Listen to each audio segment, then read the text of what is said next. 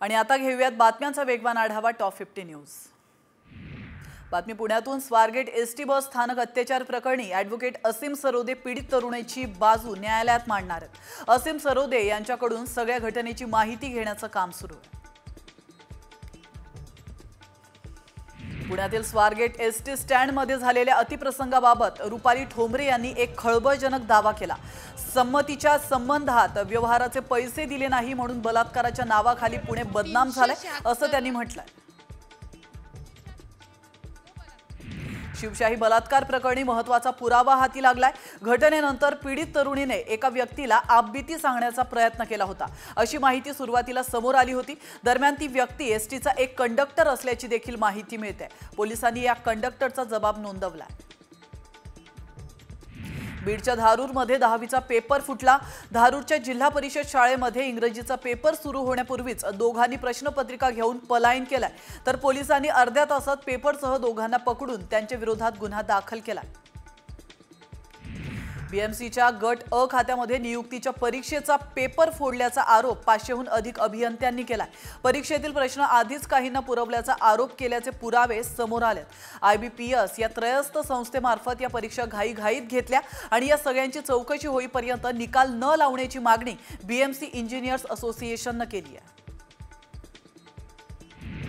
अकोला पोलिसांच्या संकल्पनेतून walkie talkie एक पाऊल महिला आरोग्यासाठी सप्ताह राबवण्यात आलाय, तर त्याच अनुषंगाने अकोल्यामध्ये अकोला पोलीस वॉकेथॉन असा हा कार्यक्रम पार पडलाय।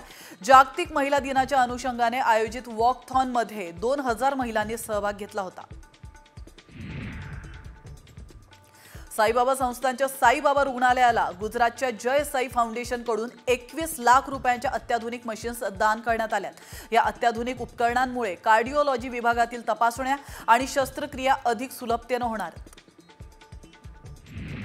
पुण्यात आजपासून बेवारस वाहनांना हटवण्याची मोहीम सुरू झाली आहे। शहरातील कसब्यात स्वच्छ सुंदर आणि विकसित कसबा अभियानांतर्गत धुळखात पडलेली तसंच रस्त्यावर बेवारस सोडलेली वाहने हटवण्याची प्रक्रिया सुरू झाली आहे। ही मोहीम संपूर्ण शहरामध्ये लागू होईल अशी माहिती आमदार हेमंत रासने यांनी दिली आहे।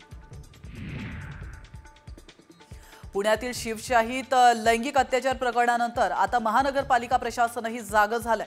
महानगरपालिकेच्या शाळांमधील विद्यार्थ्यांची ने-आण करणाऱ्या PMPL बसमध्ये महिला सुरक्षा रक्षक नेमण्यात येणार आहे। यवतमाळमध्ये नाबार्ड जिल्हा बँकेचे स्पेशल ऑडिट करणारे तर तपासणीच्या पार्श्वभूमीवर पथक जिल्ह्यामध्ये धडकणार आहे। यवतमाळ जिल्हा मध्यवर्ती सहकारी बँकेचा कारभार सध्या चांगला चर्चेत आहे आणि या बँकेच्या विविध शाखांमधील घोटाळे अपहार गाजत असतानाच नाबार्ड जिल्हा बँकेचं स्पेशल ऑडिट होणार आहे। नानासाहेब धर्माधिकारी प्रतिष्ठानकडून पंढरपुरात स्वच्छता मोहीम राबवण्यात आली आहे। यावेळी 1,500 सेवकांनी पंढरपुरातील रस्ते आणि सार्वजनिक ठिकाणे स्वच्छ केली आहेत। महिला सेवकांनी आकर्षक रांगोळीच्या माध्यमातून स्वच्छतेचं महत्त्व पटवून दिलंय, तर एका दिवसात तब्बल 10 टन कचरा गोळा करून त्याची विल्हेवाट लावण्यात आली आहे। कोल्हापूरच्या करूळ घाटाचं काम सुरू असल्याने वाहतूक 13 महिन्यांपासून खंडित झाली होती, मात्र आता हे काम अंतिम टप्प्यात आल्याने एकेरी वाहतूक सुरू करण्यात आली आहे। त्यामुळे वाहन चालकांसह प्रवाशांना दिलासा मिळाला आहे। कुल्लू मनालीमध्ये हायवेवर दरड कोसळतानाचा व्हिडिओ व्हायरल होतोय। सुदैवाने मोठा अपघात चालकाच्या सतर्कतेमुळे टळलेला आहे, तर मुसळधार पावसामुळे हिमाचल प्रदेशातील अनेक भागात प्रचंड नुकसान झालंय। मुसळधार पावसामुळे नदी नाल्यांना पूर आला।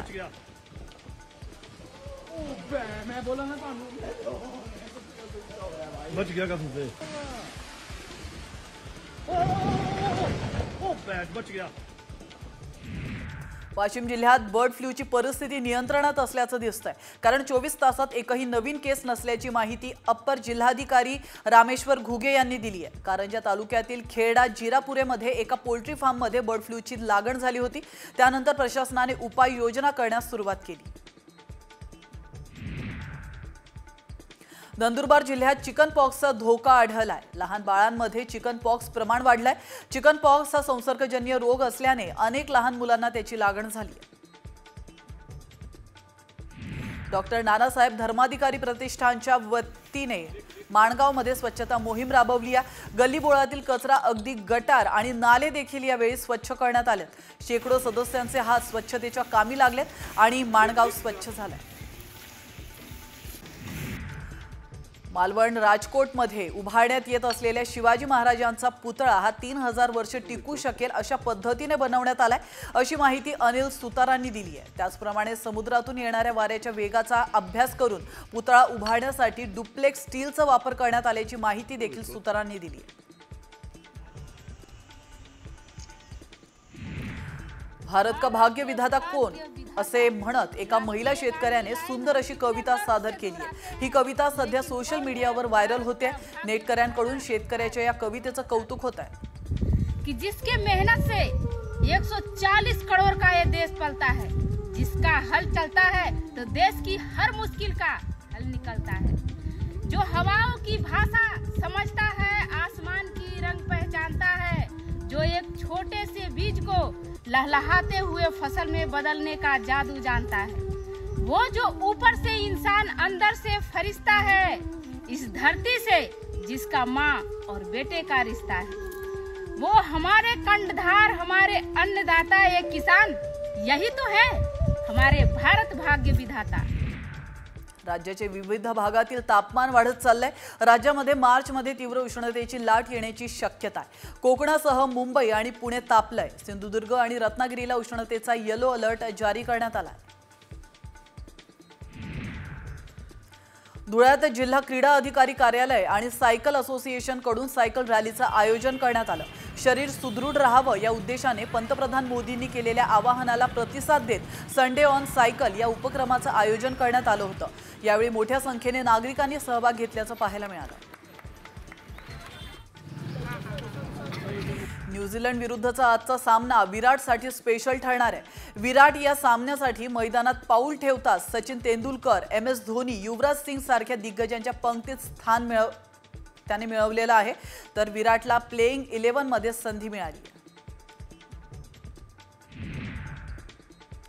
राजस्थानमध्ये बर्फाची चादर पाहायला मिळाली आहे। तर राजस्थानच्या काही जिल्ह्यांमध्ये पावसासोबतच गारपीट झाली आहे। त्यामुळे काल राजस्थानमध्ये काश्मीर सारखे नजारे पाहायला मिळाले।